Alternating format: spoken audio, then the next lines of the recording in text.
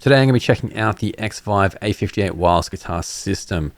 So this is an easy and simple way to go wireless with your guitar. It's a really small compact unit, and I'll be doing a quick demo here to show you how it sounds. So first, here are some features and what's in the box when you get it. If you want to see more specs of the unit, I'll leave a link down below in the description so you can check it out. So Xvive was kind enough to send me this unit out. It's not sponsored or anything, but I can say what I like about the unit and my thoughts. So what you get with it is this little carry case here, and within that case you also get a little charging cable. It's a dual charger one, USB-C type, so you can charge both of them together. You have an on and off button, you have a scan channel button, and then you've got like the unit where you can just like charge and plug it in with the USB-C.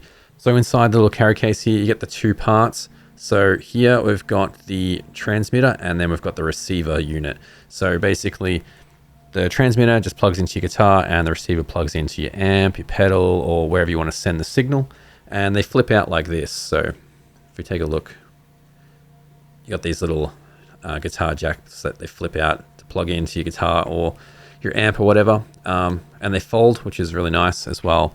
So when you plug it in, it can fit around your guitar. It has 6 wireless channels, so if you're playing with other people around, I guess you got the options to choose a different channel if it's getting interference. So it's 24-bit, 48 kilohertz audio with less than 5 milliseconds delay in latency. So it feels like just playing with a cable, and I've tested this for a few months now just by jamming with the unit, and it does feel the same as I'm just playing with a cable into my DAW into an amp modeler.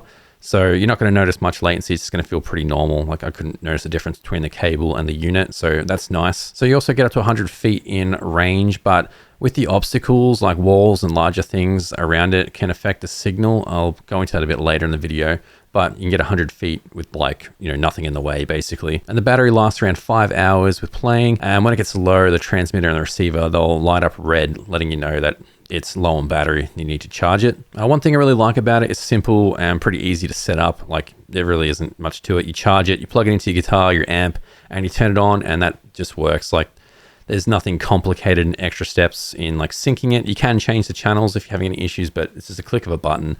I've never had to do that. Just every time I turn it on, it's good to go basically. And it also folds into position, like I said. So while you're playing, it's a nice touch for it to be able to move it like this and wrap it around the bottom of the guitar where the jack is, so it's sort of out of the way. And the charge time as well, because I've played through it just by practicing at home, and the charge time is about 2 hours. So the battery life, like I said, it's 5 hours, and it does last that long. Like I was trying to kill the battery when I first got it, and I kept playing and playing and practicing with it, and it took like a while. So a couple days, playing a couple hours a day. And then the charge time when it does run out, so the indicator will go red, like I said, on both of the units, depending if they're charged equally. And when it goes red, basically it won't chop out or anything. You can keep playing it until it just goes flat. I tested that to make sure there wasn't any dropouts when it was red. And like I said, it's a dual cable, so you can charge both at the same time when you plug it into the wall. I did test the range by walking out in my yard. So my yard's just out there behind the studio. And it worked through the wall and the window, but when I went behind the caravan, which is also in the yard there, it did drop out. So keep in mind that if you're going to be playing somewhere out there in a show and there might be obstacles in the way, or it's behind a wall, a bunch of things, you may experience some issues. I tested with both recordings in active and passive pickups. So I've got 2 guitars, one's active, one's passive, and they work great with both. And you have any issues, it works on my baritone bass 6. So you can use it with bass guitars, normal guitars, whatever really. So in my experience, I haven't had any dropouts just kind of using it in my home studio when I'm playing. Everything in this little demo thing was recorded with the unit. So all the lead guitars and rhythm guitars, so you can hear what it sounds like using through my setup.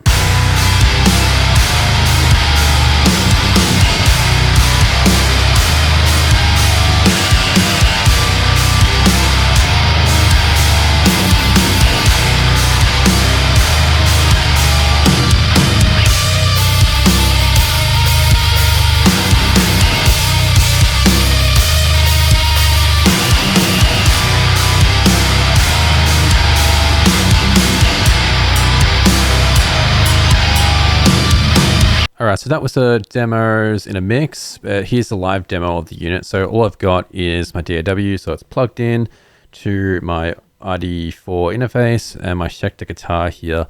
And this is just a simple setup I've got. There's no guitar bus or anything, any other processing. It's just this track channel processing I've got on here. So got the Sheps 73 just on here. It looks like I've just boosted some highs and some mids. This is a really sick plugin. Any 73, I think UAD has an awesome one as well. They're good for bass and anything just to boost your DI signal. Then just for nameless default settings here. I haven't changed the cab. Just using default here with the grind pedal. Hex drive turned off for this one. Looks like, yeah, some more EQ here, just boosts and cuts there. In the 400, a little boost 300, that might take that off because the Fortins in 3K area can be a bit chewy in a mix, but on its own it might be fine. And then I've just got this SSL channel strip here with some EQ, and yeah, that's basically it, just to give it a bit of color. So it sounds like this. That's all the processing. The only thing else on the master channel is just a limiter, just to make sure, but L1.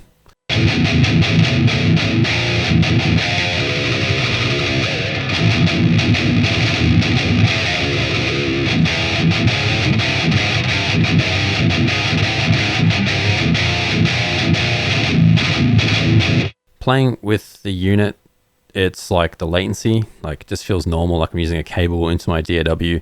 Obviously, the more plugins and stuff you stack, you get latency, even with a cable, and I've tested that as well. So having like, you know, and if you have master bus anything with the master bus or any bus compression, if you're tracking, you just want to turn that off. Even with a cable, you're gonna have really bad latency. So something like this, there's a couple of plugins to make it even more stripped back. You could just have literally like the just the amp model on there. Yeah, my sample rate is 512 samples, so you know that's a bit like, ideally if I want to be tracking, I want to go like low as possible. I'm not going to switch it here, but it could go to 128 or even 256. But so even with that higher amount, it still feels like pretty decent.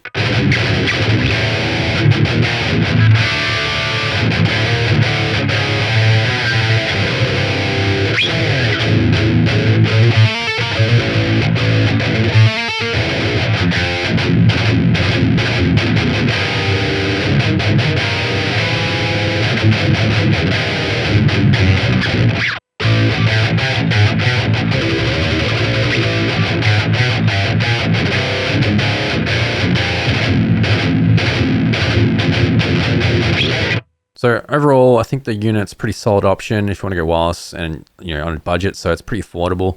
It's easy to use. Battery life's pretty good as well. It holds up really well. So my first ever wireless unit, I find myself picking it up and practicing with it a lot.